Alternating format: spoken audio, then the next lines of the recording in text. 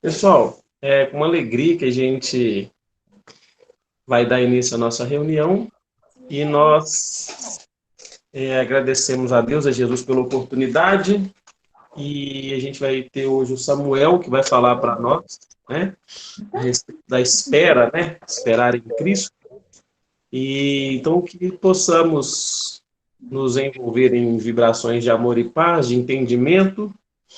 E a gente pede, né, que, como todas as nossas reuniões, qualquer dúvida que surgir, joga no balãozinho aí, né, no chatzinho, e a gente vai reportando as dúvidas ao nosso amigo Samuel, tá bom? Samuel, querido, muito bem-vindo. Aí a gente passa a palavra para você, tá joia? Ok, obrigado. Você prefere que eu te reporte dúvidas ou para você já lê-las aí já tá tranquilo? Se eu conseguir não perceber, eu te falo. Tá bom, então. Boa tarefa, querido. Obrigado. Bom, boa noite a todos. Nós vamos fazer algumas reflexões sobre o tema Esperar em Cristo, que está baseado no livro Caminho, Verdade e Vida, cujo versículo estudado é o versículo da primeira epístola aos Coríntios, no capítulo 15, e o versículo é 19, que está escrito assim: se esperarmos em Cristo só nesta vida, somos os mais miseráveis de todos os homens. Bom, a proposta,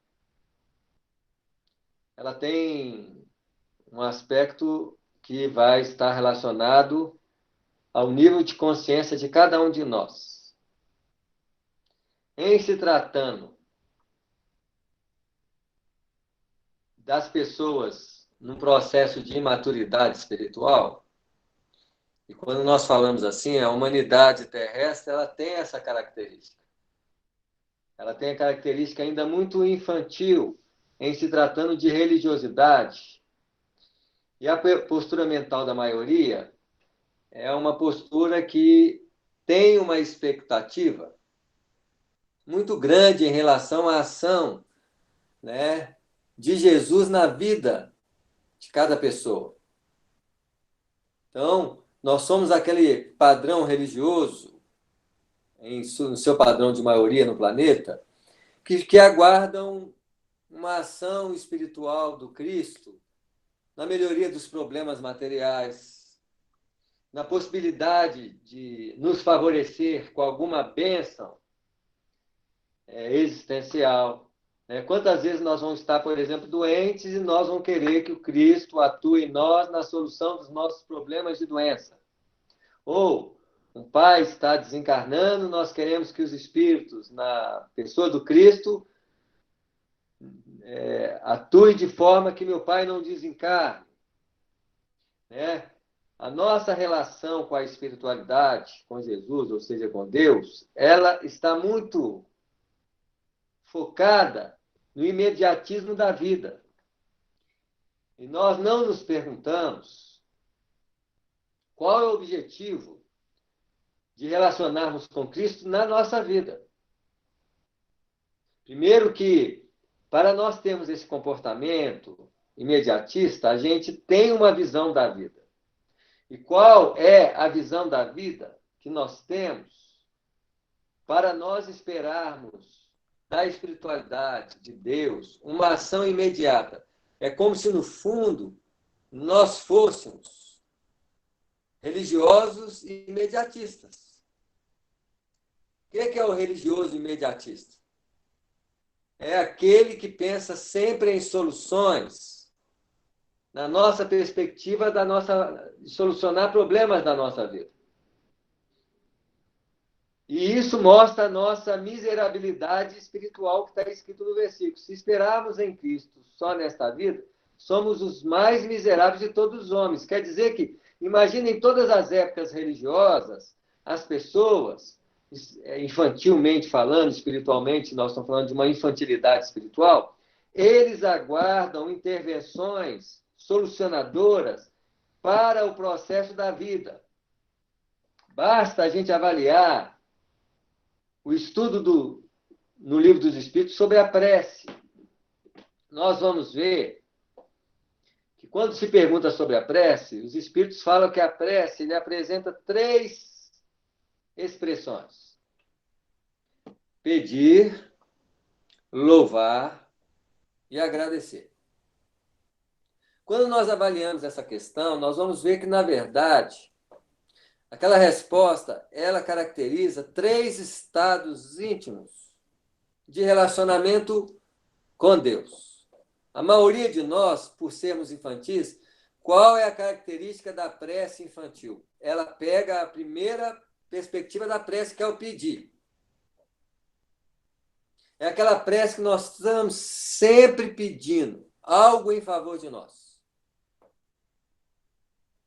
Isso mesmo, ó. É a postura infantil religiosa. Principalmente os nossos pedidos estão relacionados com os acontecimentos da vida no imediato. Né? Olha esses momentos que nós estamos vivendo, em que uma epidemia nos coloca em xeque a nossa fé religiosa, por exemplo. O que uma epidemia dessa coloca em xeque? Coloca em xeque a nossa fé na imortalidade da alma. O espírita, nesse momento, ele tem que dar um recado, não é pelas palestras, né? Os nossos encontros, hoje, pelas palestras que nós fazemos, por exemplo, numa live dessa, é uma continuidade dos nossos trabalhos muito simples. Esse não é o recado que nós precisamos dar. O nosso recado que nós precisamos dar é como nós comportamos diante do desafio, por exemplo, dessa epidemia na nossa vida. Será que nós conseguimos dar um recado de equilíbrio? De paz? De tranquilidade de lidar com o fenômeno? Por exemplo, o texto do Evangelho segundo o Espiritismo, que apoia a reflexão do capítulo do Caminho, Verdade e Vida, é o texto que está no capítulo 19, melhor, capítulo 9, o item 7 do livro do Evangelho segundo o Espiritismo, cujo título chama-se Paciência. E diante de a paciência, se nós lemos o capítulo do título, ele vai retratar a paciência relacionado à dor. Né? E o que é uma paciência relacionada à dor? E nós estamos passando por um desafio nesse nível. Um desafio que nos pede um comportamento paciente, por exemplo, em se tratando de dor. Mas será que muitos de nós, talvez podemos até pegar o coronavírus e nem sentir o que pegou, por exemplo. Mas será que é esse? Esse é um aspecto de quem diante da dor?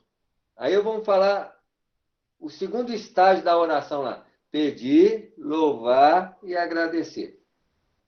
Quando nós saímos de um patamar mais infantil e amadurecemos um pouco, nós atingimos um patamar semi-amadurecido, que nós podemos chamar até de uma juventude espiritual. Pelo menos na juventude a gente já tem que louvar. E o que é louvar? Né? Louvar nas expressões religiosas é cantar. Mas o que é cantar, na verdade? É ter uma postura consciente, pelo menos para dar um recado diferente diante dos desafios da vida. Por exemplo, perante o coronavírus, qual que é o recado que nós temos que dar? Tranquilidade, equilíbrio. Se algum parente pegou coronavírus e desencarnou, como é que eu vou comportar-me diante disso? Eu vou ser o desesperado, desequilibrado? Ou eu teria que, pelo menos, mostrar uma tranquilidade, acompanhar um processo, por exemplo, um parente pegou coronavírus, se ele estiver desencarnando, será que eu não posso dar um apoio, indireto ou direto, mostrando para ele a tranquilidade de passar pelo processo de desencarne, por exemplo? E se formos nós? Como nós passaríamos um processo de desencarne pelo coronavírus? Será que nós teríamos um comportamento desequilibrado? Porque é esse comportamento imediato. Quando, por exemplo, pega o coronavírus e tem uma possibilidade de desencarne. Será que eu vou ser um desesperado? Ah, mas eu vou ter falta de ar. Será que eu não posso, como diz Emmanuel ao Chico no avião lá, né? Ele aparece para o Chico gritando desesperado lá, o Emmanuel aparece para ele e diz, Chico, por que você está tão desesperado assim? E o Chico desesperado porque o avião dava como se estivesse caindo, né? Assim, deve ser uma daquelas turbulências mais caprichadas, né? E o Chico foi envolvido pela emoção coletiva do avião. Mas se tivesse alguém para dar um recado, então não estou falando nem do agradecimento, não. Estou falando da segundo patamar da prece lá. Não é o de pedir, não, porque a maioria estava no avião pedindo. Pedindo pelo desespero que acometia.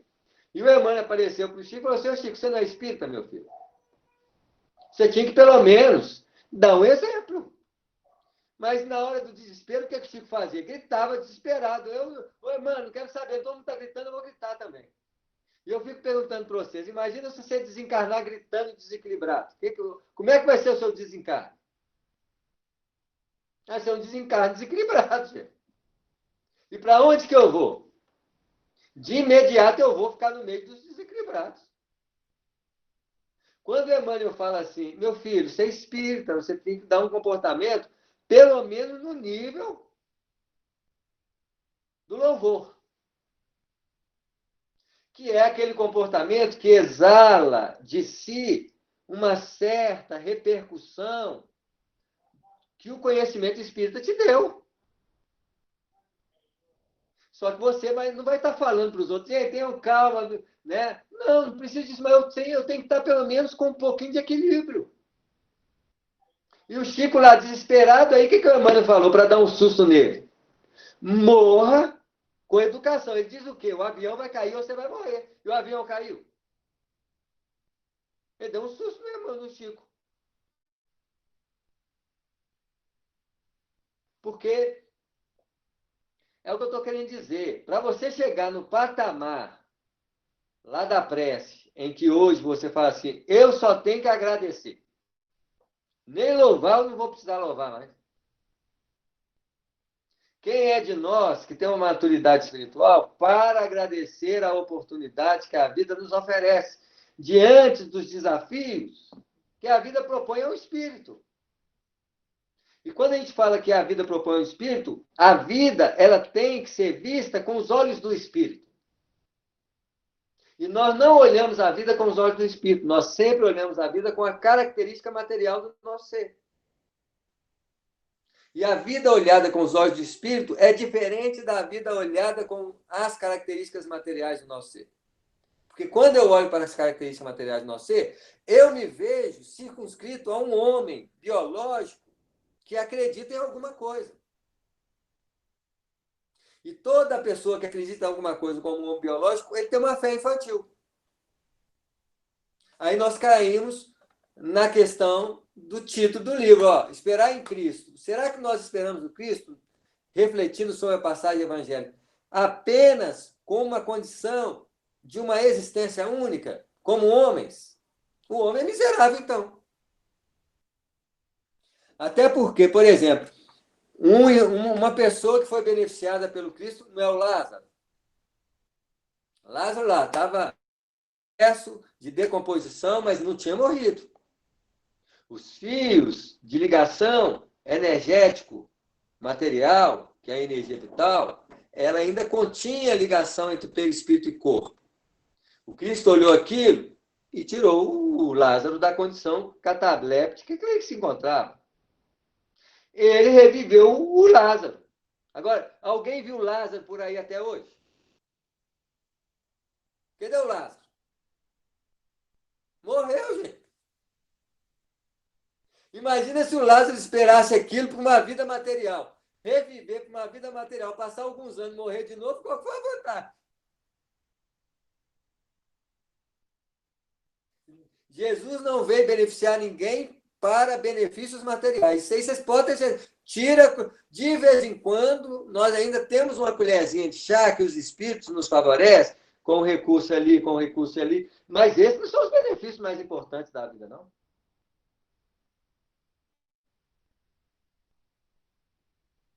Eu, no mínimo, preciso compreender, né? E perguntar para mim o que eu guardo no Cristo. O que eu aguardo? Algum privilégio?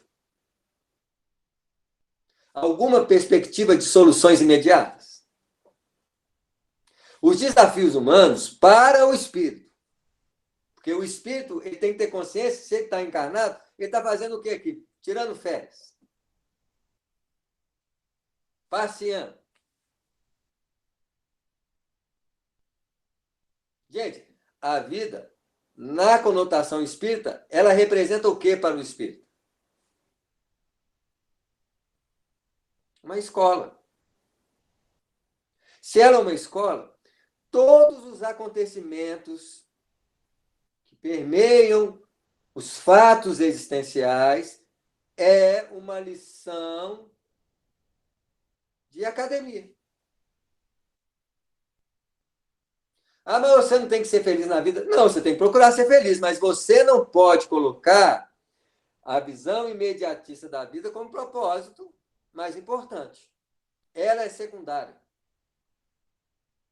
Eu vou viver a vida materialmente, mas meus olhos têm que ter uma visão espiritual.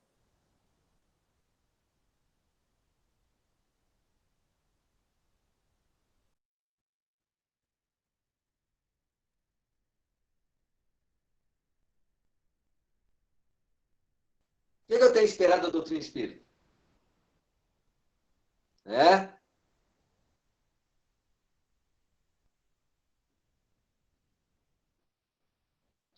Então, a Terra tem que ter o seu cuidado? Tem. Mas o cuidado da Terra, mesmo carinhosamente falando, é um cuidado secundário em relação ao que eu percebo dos propósitos da vida.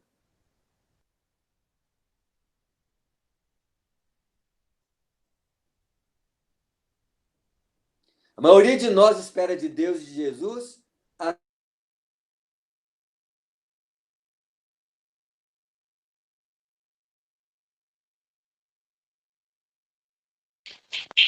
Samuel, Samuel, travou aqui para mim, cara. Eu não sei como que tá aí para você, mas aqui travou.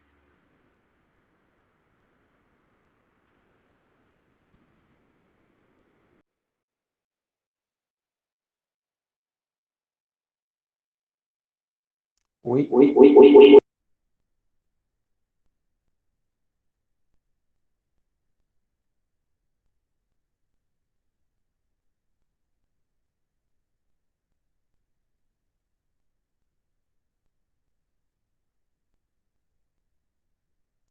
Então, pessoal, só espera aí um tiquinho, que eu vou conversar com ele aqui pelo WhatsApp e ver o que aconteceu. Só menos, enquanto isso, a gente aceita uma música, hein?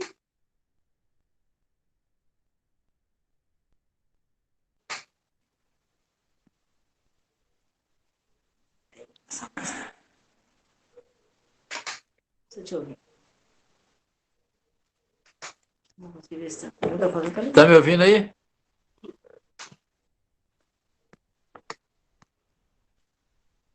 Só menos. Oi? Sumiu, ouvi. Tá me ouvindo?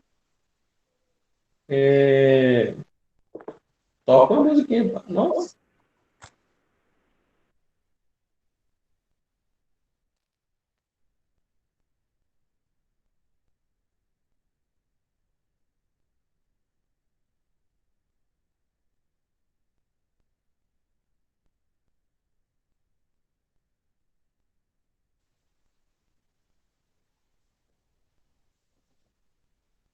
Alô? Tá me ouvindo?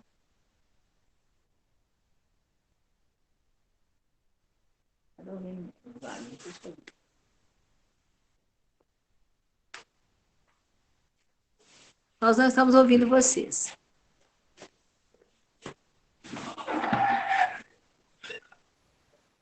Nós estamos ouvindo.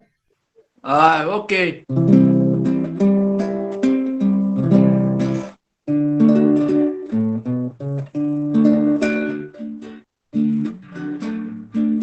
Vem, irmã querida, guiar os irmãos seus através da vida. Vem, Maria, João de Deus, ajuda as criancinhas a se erguerem para a luz.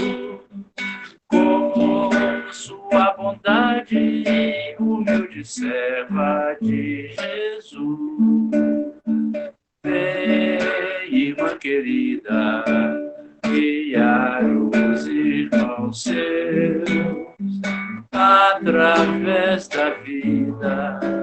Vem, Maria, João de Deus, ajuda as criancinhas a se erguerem para a luz.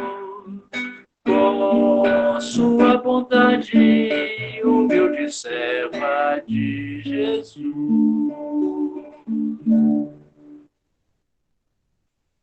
Obrigado, Sr. Mendes. Beleza. Acho que agora ele retornou. Podemos continuar, gente? Devemos. Bom, onde que eu parei, que eu nem lembro onde que eu falei por último aí. Alguém pode... Você estava falando a respeito das nossas formas, né? Com o Espiritismo, como a gente tem usado o Espiritismo. Se nós somos egoisticamente, esperamos algo, satisfação dos caprichos imediatos? Sim. Muito bem. Né? E a gente tem que perguntar a nós mesmos se nossa fé está relacionada aos padrões da realidade imediatista. Ou a nossa fé consegue desenvolver uma perspectiva de continuidade em relação que a cada coisa, circunstância que acontece conosco, essa coisa está relacionada com o meu desenvolvimento interior. Se eu tenho uma doença, se eu tenho uma pessoa complicada na minha vida, se meu trabalho é difícil, se as dificuldades, qual é o objetivo que cada coisa tem para mim na vida? Então, aí outras perguntas. O que eu espero de Jesus para a minha vida? Será que eu já posso colocar o que o Jesus espera de mim na vida? Que é o que eu deveria esperar de Jesus. A questão é essa. Eu espero de Jesus ou o que Jesus espera de mim? Ou o que a mensagem espírita faz da minha vida para que eu possa movimentar de forma diferente? Ou eu estou esperando da doutrina espírita um benefício maior para mim?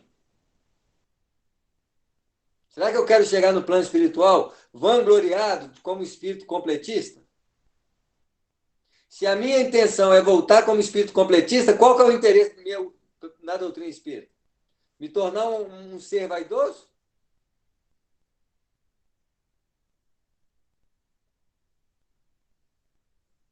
Imagina eu esperar que eu vou sair daqui como espírito completista. Aí eu chego, desencarno e estou no umbral. Adivinha o que eu vou sentir? Eu esperava ser um espírito completista. Estou no umbral? Eu vou ser o quê? Um espírito o quê? Revoltado. Revoltadíssimo. Porque eu não obtive aquilo que eu queria. Então, o que você esperava de Jesus da doutrina? Um acolhimento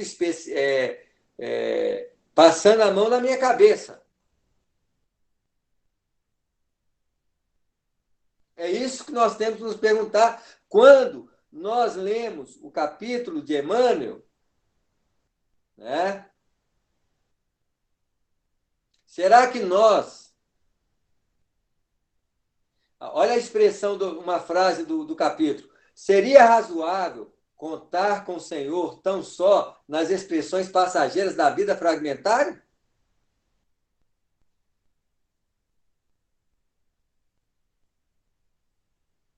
E outra coisa, a maioria de nós, há uma diferença entre eu ser espírito e eu acreditar que eu sou espírito. A diferença básica nesses dois conceitos é que eu ser espírito quer dizer que eu sinto que eu sou espírito. Eu acreditar que eu sou espírito, eu não sinto que eu sou espírito e espero que eu seja espírito. Isso quer dizer que quem sente que é espírito tem uma ordem diferente de percepção da doutrina. De que quem acredita que é espírito, quem acredita que é espírito, ele tem uma crença. Mas a crença está aqui, no cérebro, no pensamento, e não no coração. Então, quando eu acredito que eu sou espírito, eu tenho uma forma de viver a vida e acredito que eu sou espírito depois da vida. E os benefícios estão relacionados com a própria vida. Nós somos como se, em outras palavras, eu sou um ser biológico que penso que sou espírito. É diferente de ser espírito, porque o ser espírito é um ser espírito revestido de matéria. Olha a diferença básica. E eu preciso compreender que eu, sendo espírito, tenho que perceber a realidade do espírito aqui e agora. Como é ser espírito? E é interessante que a maioria de nós vai desencarnar, a sensação é a mesma. Eu vou desencarnar e vou ter essas mesmas sensações. Que mesmas sensações são essas? Um centro que tem um corpo. Imagina, você vai se ver com a mesma característica fisiológica, mas você está com o perispírito, você não está com o corpo físico. Mas lá no plano espiritual, o perispírito é o corpo físico. De lá. Tanto é que você não pode atravessar a parede do plano espiritual, porque se você tentar atravessar a parede do plano espiritual, vai acontecer o quê? Você vai bater a cabeça, o corpo na parede. Vai ter calo no perispírito. Eu não atravesso com o perispírito, corpo, parede de plano espiritual, não lá, porque meu corpo lá é o corpo físico de lá, gente. Ele é só perispírito na Terra. Imagina você com o perispírito do mesmo jeito, pensando do mesmo jeito, você vai falar assim, ué, gente, eu morri todo do mesmo jeito. É lógico que você está do mesmo jeito. Isso quer dizer que eu morrendo não me fará ser espírito do mesmo jeito que eu estou encarnado. Porque nós queríamos uma sensação assim, ó, eu morri, agora eu sou espírito. Não, você é um ser que tem um corpo. E que o corpo, conforme até a densidade, tem as mesmas sensações praticamente. O André Luiz, para desenvolver potenciais mais profundos do corpo dele, ele teve que passar por uma cirurgia lá. E quando ele fez a cirurgia, ele não sentiu diferença nenhuma. Só que é interessante, quando ele estava no nosso lar, revoltado, querendo saber da família, ansioso, aí eles permitiram que ele fosse visitar a família dele. Ele chegou aqui na Terra, ele via a Terra igualzinho ele via a Terra quando ele estava encarnado. Praticamente ele entrou na casa dele achando que era a casa dele, olha só. Ele entra na casa dele e fala assim, ó, voltei para minha casa. Nem era a casa dele mais. Olha os pensamentos que nós temos quando nós temos essa sensação. Ele achava que a esposa era dele e foi se surpreendendo na medida que ele chegava na casa dele. Se surpreendia, quase agarrou lá. Graças à experiência que ele teve no nosso lar, ele teve uma reflexão melhor e resolveu ajudar.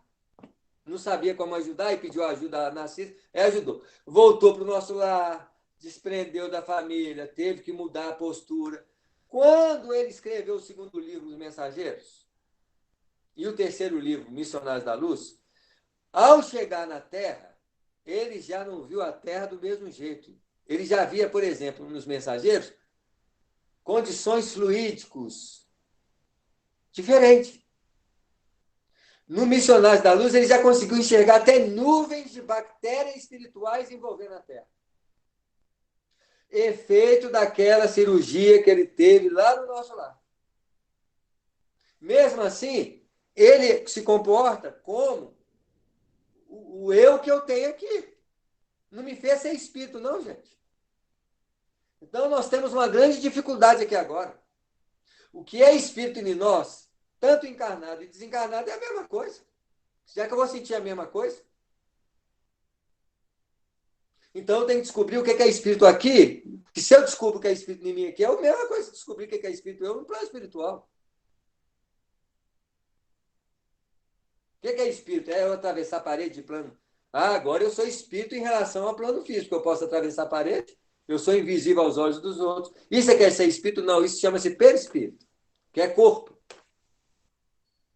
Tanto quanto é um corpo material, é um corpo de envolvimento do espírito no plano espiritual. Aí a questão fundamental é o que é ser espírito, gente? O que é ser espírito que eu tenho que sentir na vida material, na vida espiritual, em qualquer lugar? Essa é a questão fundamental. Que é uma questão que vai colocar a forma como eu vejo a vida e como eu me comporto de forma que eu estou relacionando com a vida, como espírito ou como ser biológico. Se alguém diz assim, você está com câncer, qual que é a minha reação? Do que pede, então vamos lá de novo, pedir, louvar e agradecer. Do que pede, qual que é a condição dele? Sair pedindo feito doido. Vai para centro espírita, não acredita só em centro espírita, vai para 10 centros espíritas para ver quem vai oferecer a cura para ele. Aí, se chegar crente lá, vai assim, nós vamos fazer um louvor para você. Você vai me salvar? Você vai me curar? Eu acredito no louvor. Aí vira, é o pedir. Por quê? Para ele, naquele momento, Jesus, espiritualidade, é a cura dele. Porque é isso que ele é. Então, o que o espírito dele é? Espírito imediatista. Isso é que é espírito. Então, o que é espírito? É a forma como eu enxergo a vida e produzo dentro da vida. Porque o espírito é criador. E eu produzo o que quando eu estou desesperado? O que eu produzo, gente? Desespero. É o que eu produzo. Então, nós não vemos o espírito como nós gostaríamos. Nós vemos o espírito na qualidade criadora de comportamento dentro da vida. E isso denota a qualidade religiosa que nós temos e o nosso relacionamento com Deus e com Jesus. E com os espíritos. A maioria das pessoas que procuram o centro espírita está procurando uma troca com os espíritos no campo do imediatismo. Eu quero emprego bom, eu quero saúde, eu quero que meu filho seja curado. A maioria de nós movimenta ainda sobre uma fé imediata. Porque eu ainda estou aqui para ser servido. E isso denota a qualidade do que eu sou de espírito. Eu sou um espírito materialista.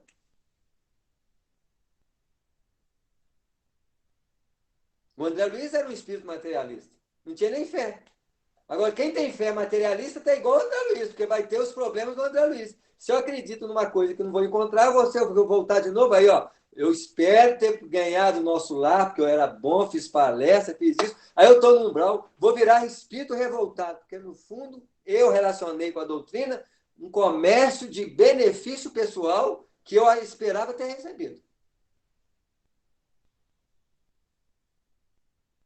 E se eu pelo menos louvasse, quer dizer, se eu transformo a doutrina espírita em algo importante para a minha vida, numa forma de expressar para as pessoas aquilo que eu sou, e as pessoas perguntarem assim, qual que é a sua religião? Você tem um comportamento meio esquisito?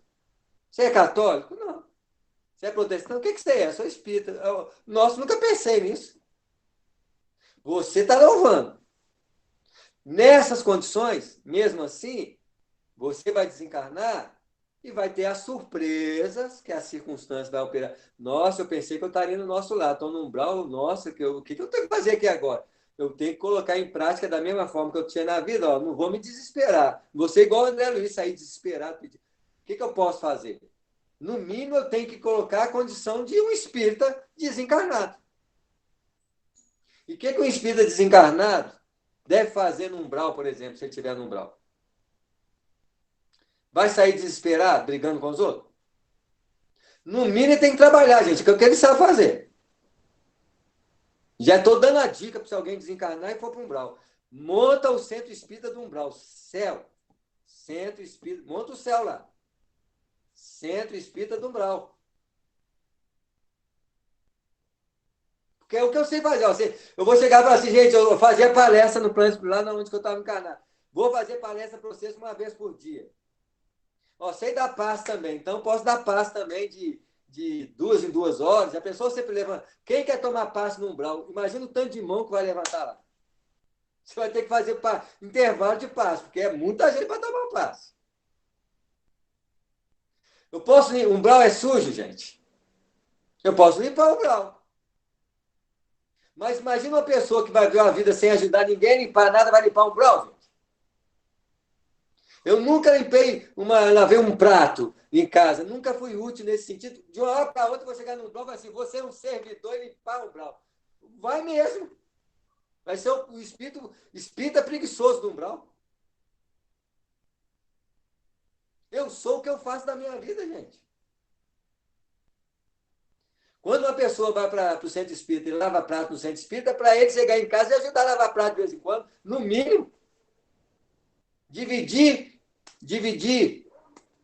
os compromissos. Ah, mas eu trabalhei o dia inteiro. Ah, e a sua esposa não trabalhou o dia inteiro, não. Ainda mais hoje que esposa e marido saem para casa. Adivinha? O marido chega em casa, a esposa ainda tem horário besta. Que ela tem que trabalhar em casa.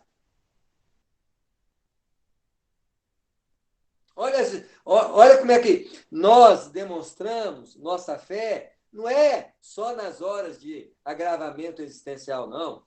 Nossa forma de responder àquilo que somos espiritualmente, ou o que é que eu quero e espero de Jesus, o que Jesus espera de mim, seja uma pessoa diferenciada na vida, porque você tem material suficiente para isso. E olha que eu não estou falando para você santificar, não.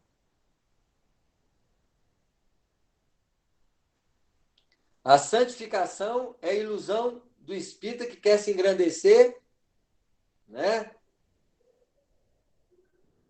Acha que vai ser grande santificando em comportamentos superficiais. E não é isso que acontece, não. Mas eu tenho que começar a colocar em prática e vou começar a entender que nos desafios da vida, nas ocorrências da vida, eu tenho que agradecer, gente. Porque tudo é uma forma de permear o meu engrandecimento espiritual.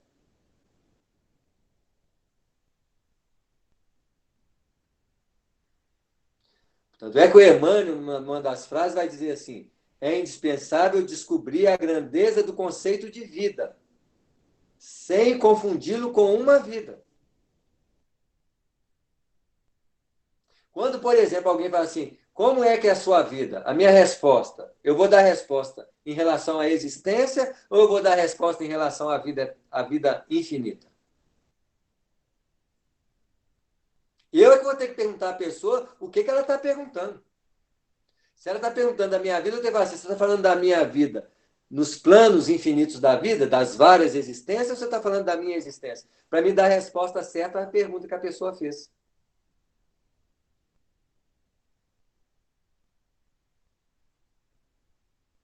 E isso requer uma percepção clara do que é a vida para nós. Ainda é um conceito, a imortalidade da alma. Eu acredito na imortalidade da alma, mas vivo uma vida única. Olha a contradição.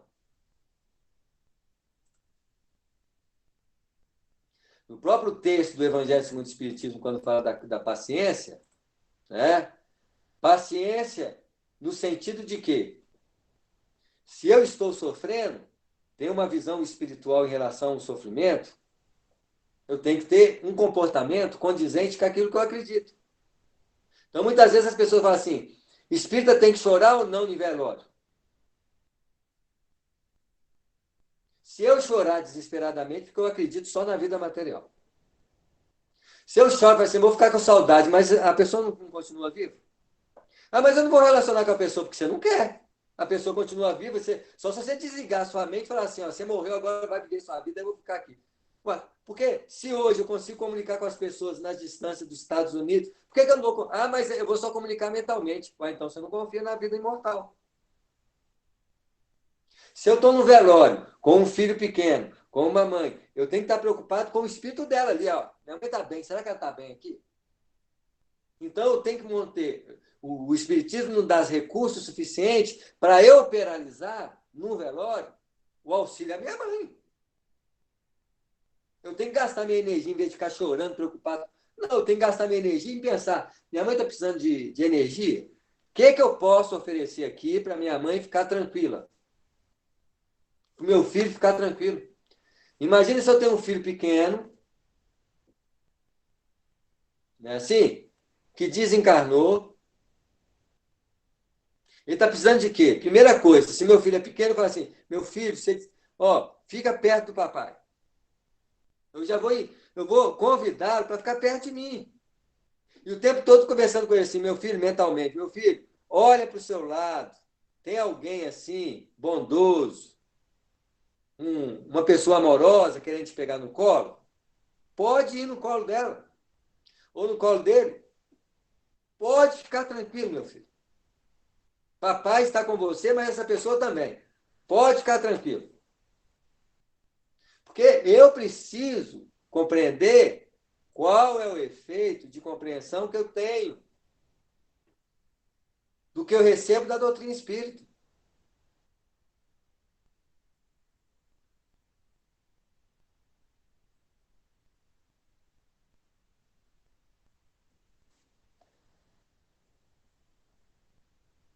Como que eu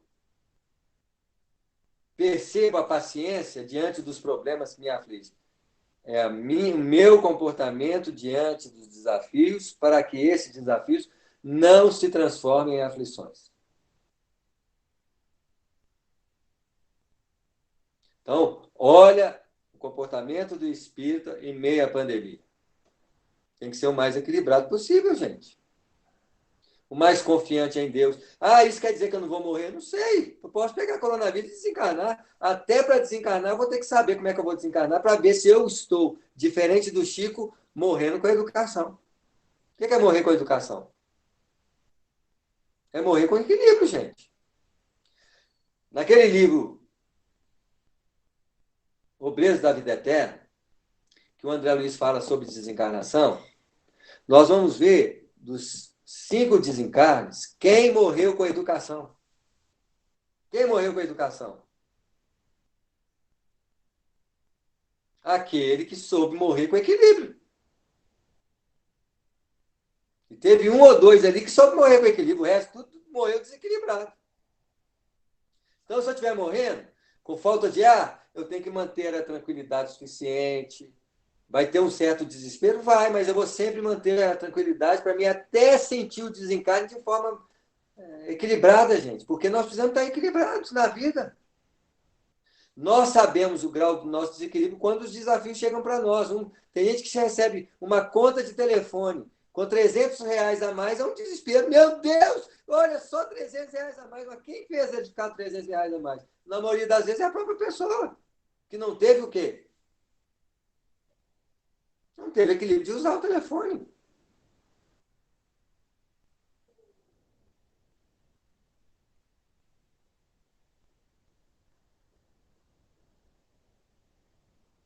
A vida de Jesus é uma demonstração clara de que ele era espírito puro. Porque ele sente-se como espírito.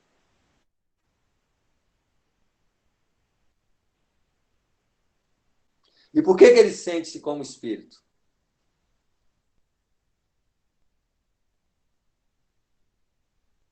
Porque em todos os comportamentos dele, ele não reagia como um homem. Se ele reagisse como ele, não seria espírito puro. Tem gente que fala assim, Jesus chutou as mesas do... Eu duvido. Aquilo é uma expressão simbólica. Eu fico olhando esses feirantes, por exemplo, que tem a feira que não tem uma licença. Chegou a Kombi da prefeitura lá, eles fazem o quê? Fica todo mundo jogando as mesas para cima, deve ser mais ou menos aquilo ali. Ó. É a consciência que se sente pesada. Jesus vai chutar a mesa, gente? Ah, estão desvirtuando a fé em Deus. Quem falou que Jesus não compreende o tamanho evolutivo das pessoas daquele período? E não sabia respeitar o padrão evolutivo de cada um? Quem falou que Jesus chorou quando viu o Lázaro morrendo? Se ele estivesse morrendo, se ele mesmo voltou a usar o Lázaro para a vida? Ele vai morrer, vai chorar porque o Lázaro está morrendo? É uma contradição. Ele não era espírito puro se ele fizesse isso. Certamente que nós, quando entramos na doutrina espírita, qual é a fé que é exigida do espírito? A fé raciocinada. Então, a fé sentida, que é a fé de quem agradece, ela ainda não é o patamar de exigência do espírito, mas o espírito pode desenvolvê-la. Nós, no mínimo, podemos estar no padrão do louvor, que é a fé raciocinada. Eu tenho uma lógica, uma razão que compreende que a morte não existe, que compreende que as dores são passageiras. Eu não consegui ler a frase aí, não. Alguém depois podia ler a frase de quem mandou aí para nós, né? Para a gente comentar. A respeito de qual frase? Ah, tá, a última da Fátima? Isso. Quando temos segurança de quem somos realmente e o que buscamos quando reencarnados, fica tudo menos complicado. Aceitamos com mais facilidade todas as situações e, como você diz, não nos revoltamos com as nossas provas. Isso mesmo, que é a fé raciocinada. A fé raciocinada tem que pelo menos nos dar esse padrão, que não é o agradecer, porque nós ainda não temos aquela condição de agradecer o que nós recebemos. Para Jesus, tudo que ele recebeu na vida era bom. Ele podia até preferir um cálice do outro, mas ele bebeu o cálice com maior prazer. Tem um livro, uma trilogia espírita, chama Nas Margens do Rio Eufrates. Me foge aqui de imediato o nome do autor espiritual, né? Muito tempo que eu li. E tem uma história lá que, no primeiro livro, que o irmão, era naquela época de Sete, imagina a época de Sete, onde as tribos guerreavam, né? E na tribo de Judá existia um dos heróis, né? Que era guerreiro. Era a condição que eles tinham na época. E o irmão dele tinha inveja muito do irmão, porque o irmão era mais evoluído, ele era mais primitivo, ele era tão denso que a forma reencarnada dele era bruta. E ele tinha inveja do irmão, ele se achava feio, tinha inveja do irmão. O que ele fez? Ele entregou o irmão para o inimigo. E os inimigos, em respeito a ele, né, colocaram ele numa árvore, lançaram as lanças e as flechas nele. Quando ele estava morrendo, o irmão dele foi lá para falar com o irmão dele assim, ó. Eu estou aqui para dizer que fui eu que te entreguei. A razão de você estar morrendo, desencarnando aí, né? Desencarnando, que nem fala desencarnado, né? Morrendo. Fui eu que te entreguei para os inimigos. O irmão dele olhou para ele e falou assim, isso te faz feliz? Isso te faz bem? Então eu morro feliz. Porque os meus objetivos sempre é te fazer você feliz. Olha só, o cara, isso mesmo, Dolores Bacelar, o espírito de José, muito bem. O cara podia ter morrido sem essa, gente. Ele precisava ter escutado isso do irmão, não. Ele já teve o problema de colocar o irmão, entregar o irmão na morte. Agora, ele morreu e aquilo ficou na cabeça dele. Imagina, ele vai lembrar daquela frase o resto da vida dele. Porque o irmão dele era um espírito digno. É igualzinho a Joana de Cusa. Quando o criminoso falou assim, você não jura, Jesus, não. Aquela resposta, o cara não precisava ter perguntado aquilo para ela. Que além de receber a morte do direito que ela ainda falou que Jesus ensinava a amar ele que estava matando ela. Imagina esse cara. Até então nunca ouviu isso de ninguém.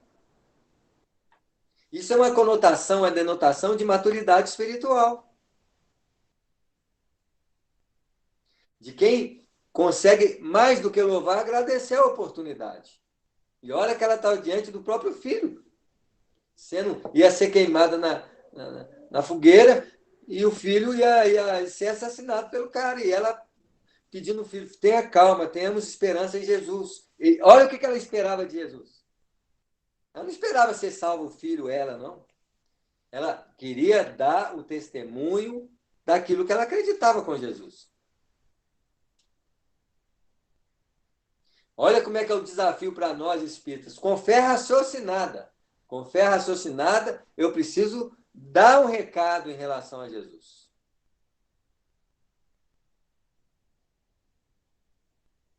Olha o que Emmanuel fala. Na condição de encarnados, raros assuntos confundem tanto com os da morte, interpretado erroneamente como sendo o fim daquilo que não se pode desaparecer.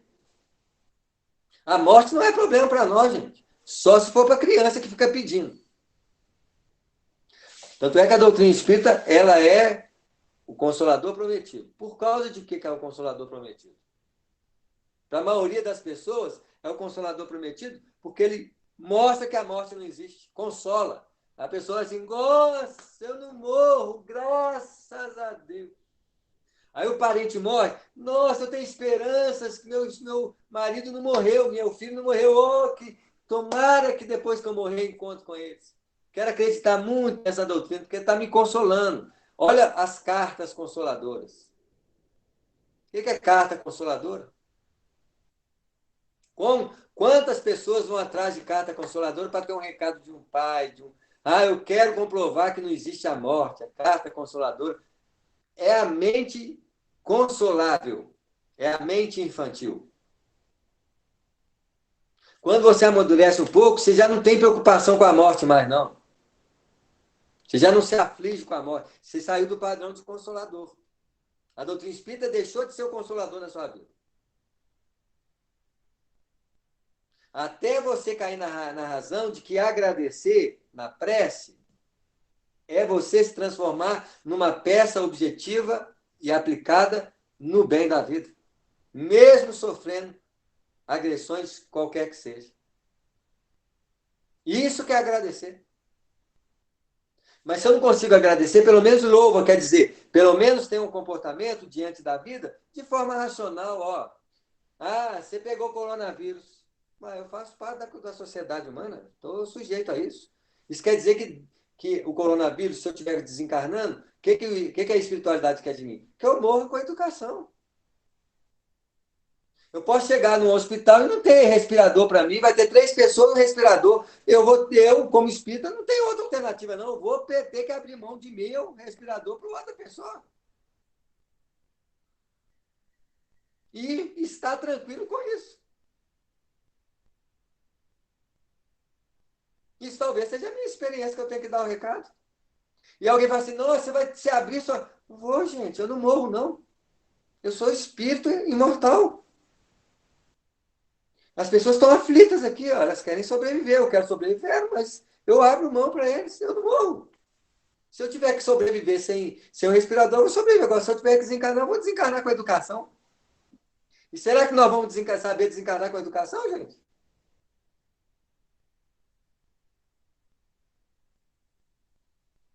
Se na época dos cristãos eles eram levados ao sacrifício de leões, tigres, hoje qualquer um de nós, como cristão, é levado à arena do coronavírus.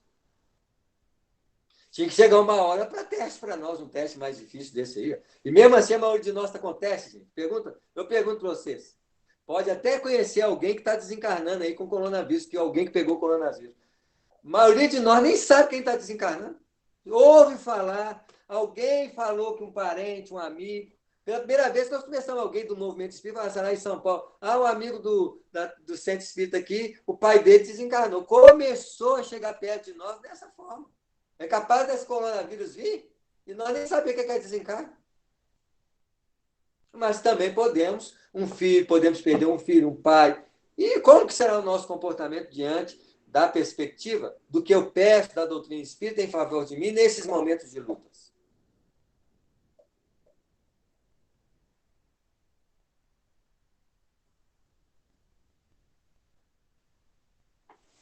Nós temos que repensar esse texto. Olha a frase de Emmanuel. É imprescindível, portanto, esperar em Cristo com a noção real de eternidade.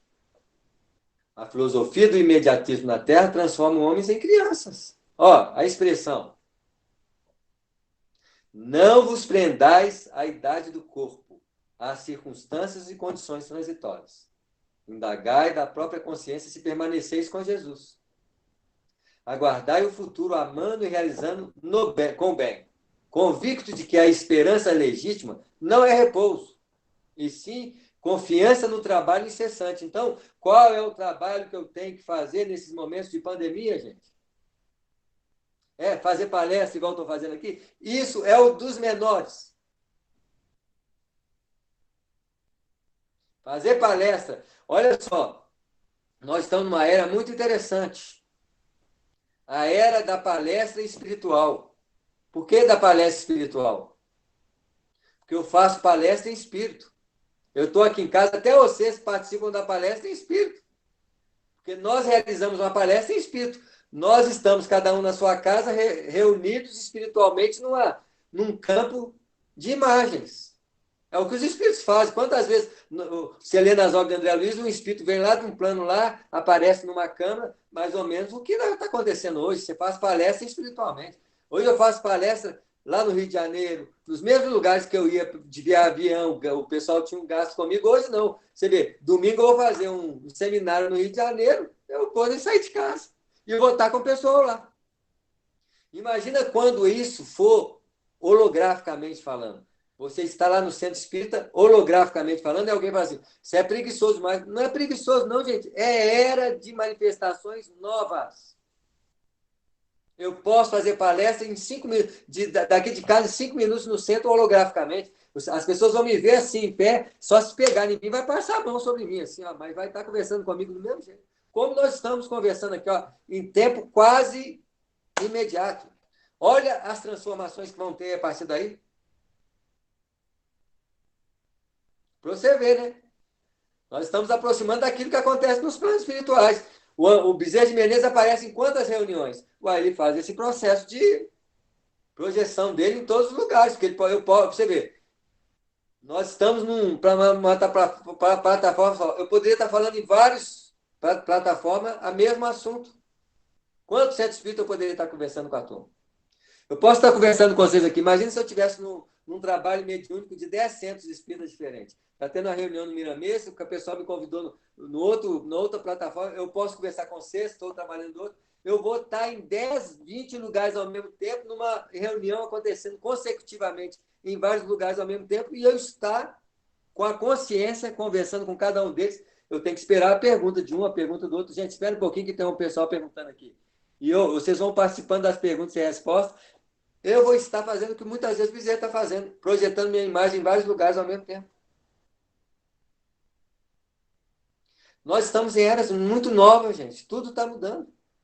Olha o que essa pandemia está fazendo com o mundo. Como que vai ser? Não faço a menor ideia como é que vai ser o efeito disso na vida da gente.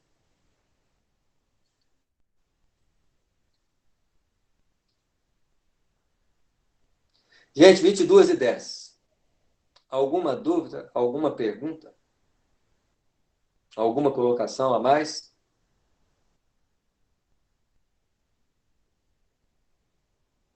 Dá para entender o capítulo agora?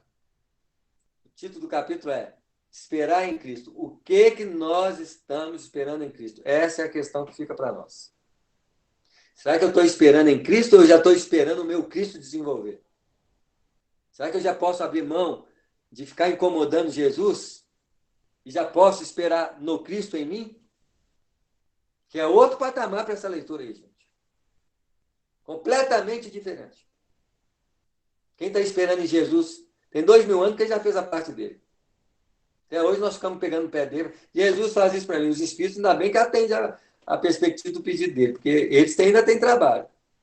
Mas Jesus, apesar de na onde que ele estiver, ele te ajuda, porque ele não tem essa dificuldade de distância. Mas ele quer que a gente cresça. Ele quer que a gente faça a nossa parte. Já não vos chamo servos, mas vos chamo de amigos. Quer dizer, Jesus quer que a gente vire amigo dele.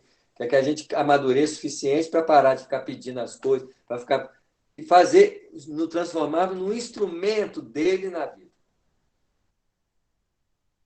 Esse capítulo, Tânia, pertence ao livro Caminho, Verdade e Vida. Capítulo é o capítulo 123. O título é Esperar em Cristo. Depois, quem quiser dar uma lidinha só para ver como que nós trabalhamos as questões do capítulo, seria muito bom. E o texto de apoio é o capítulo 9 do Evangelho segundo o Espiritismo. O título é Paciência. Acho que é isso mesmo, capítulo 9. Se eu não peguei errado, né? Deixa eu confirmar aqui. Não é isso mesmo. É isso mesmo.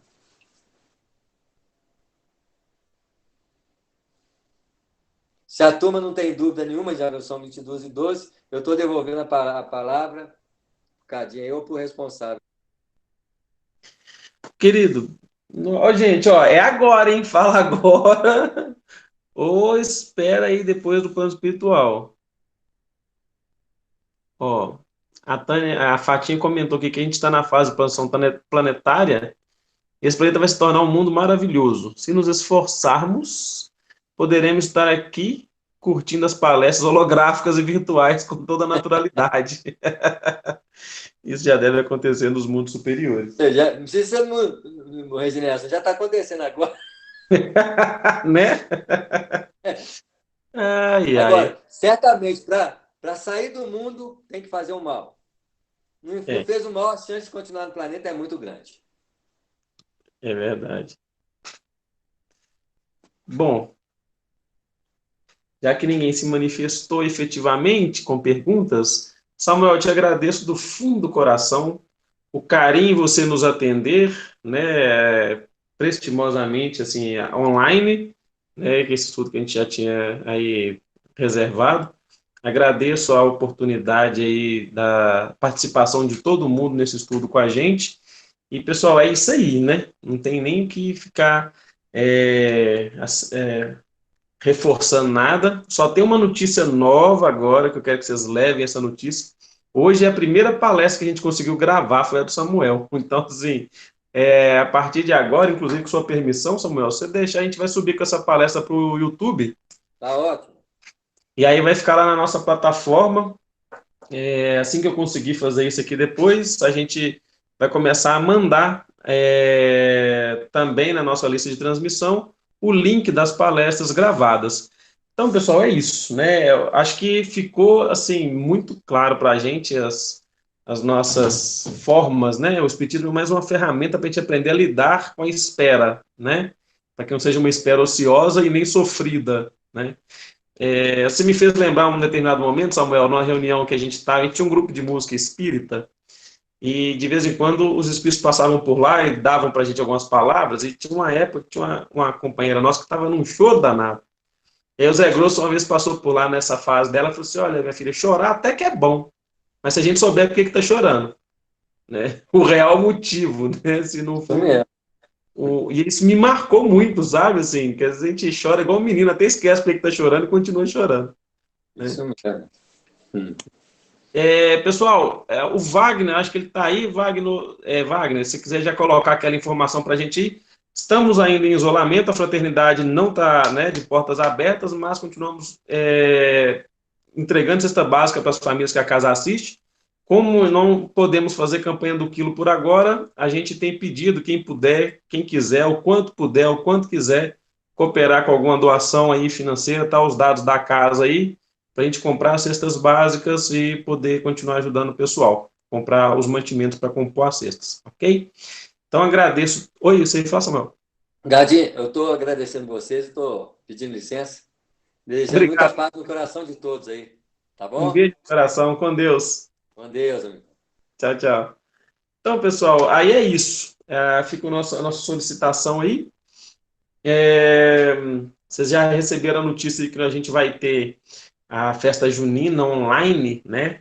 E vai ter interatividade, tá? Então, aguardem que teremos coisas legais para acontecer. Sr. Mendes, você faz aquela prece final por nós, de forma musical? Perfeitamente.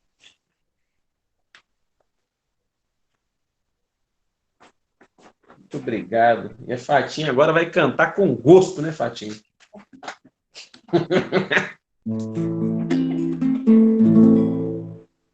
Mei, na luz do seu olhar, cintila a paz do Senhor.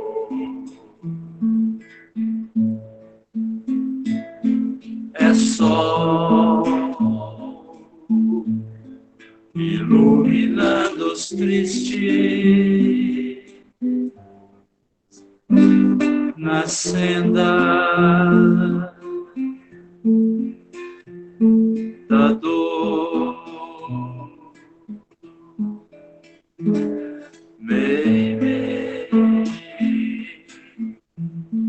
Envolve a nossa prece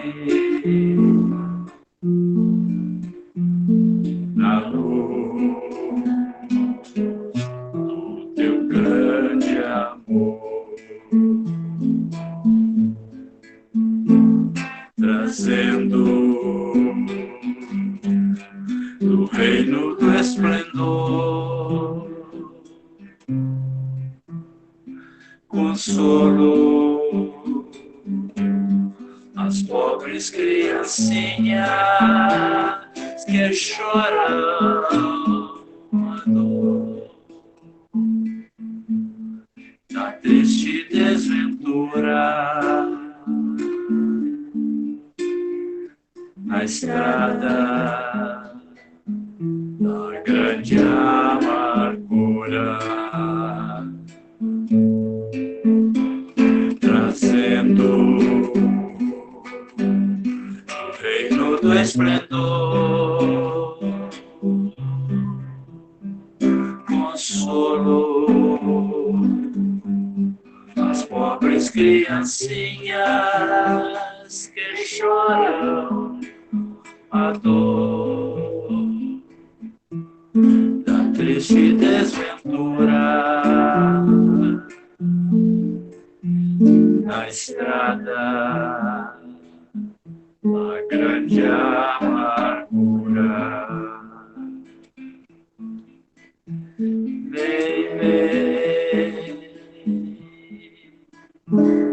Amor.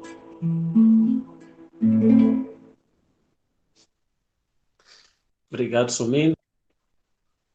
Um abraço a todos, que Jesus abençoe a todos nós. Uma boa noite para todo mundo, que Jesus possa estar conosco aí nesse restinho de noite, né? Mais no resto da semana. Semana que vem estaremos de volta com mais palestras, com mais músicas, com muita coisa boa. Então, fiquem com Deus. Obrigado, Sr. Mendes, mais uma vez. E até semana que vem. Se Deus quiser. Amanhã, né, Cocó?